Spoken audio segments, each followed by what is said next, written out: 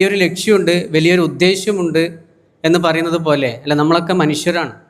സാധാരണഗതിയിൽ മനുഷ്യരാകെ നമുക്ക് നമ്മളെ ഉള്ളിലേക്ക് കുറേ തിന്മകൾ പലപ്പോഴായി കടന്നു വരാം.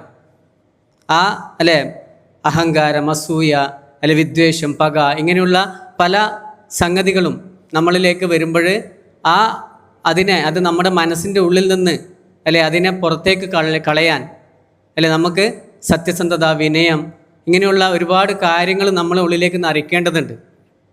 നരയ്ക്കാൻ ഉതകുന്ന അല്ലേ, നമുക്കറിയാം പുറത്ത് മഴ പെയ്യുന്നുണ്ടെങ്കിൽ അത് നമ്മളെ ബാധിക്കാതെ നമുക്ക് പോകണമെങ്കിൽ, അല്ലെങ്കിൽ നമ്മുടെ കാര്യങ്ങൾ മുടങ്ങാതെ ചെയ്യാൻ സാധിക്കണമെങ്കിൽ അല്ലെ നമ്മൾ കുട ഉപയോഗിക്കും, അല്ലെങ്കിൽ മറ്റു കാര്യങ്ങൾ ഉപയോഗിക്കുന്നത് പോലെ നമ്മുടെ പുറമെ ചുറ്റുപാടുകളിൽ ഉണ്ടാകുന്ന ആ മഴ നമുക്ക് നിർത്താനൊന്നും പറ്റുമോ?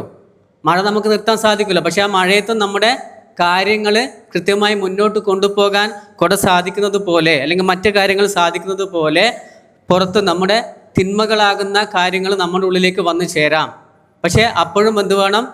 അതിൽ നിന്ന് മോചനം നേടാൻ, അതിനെ ഒഴിവാക്കാൻ സത്സംഗങ്ങൾ, അല്ലെങ്കിൽ നല്ല നന്മയുള്ളവരുമായിട്ടുള്ള കൂട്ട്, അല്ലെങ്കിൽ അവരുമായിട്ടുള്ള കൂടിച്ചേരലുകൾ എപ്പോഴും നമുക്ക് ആവശ്യമാണ്.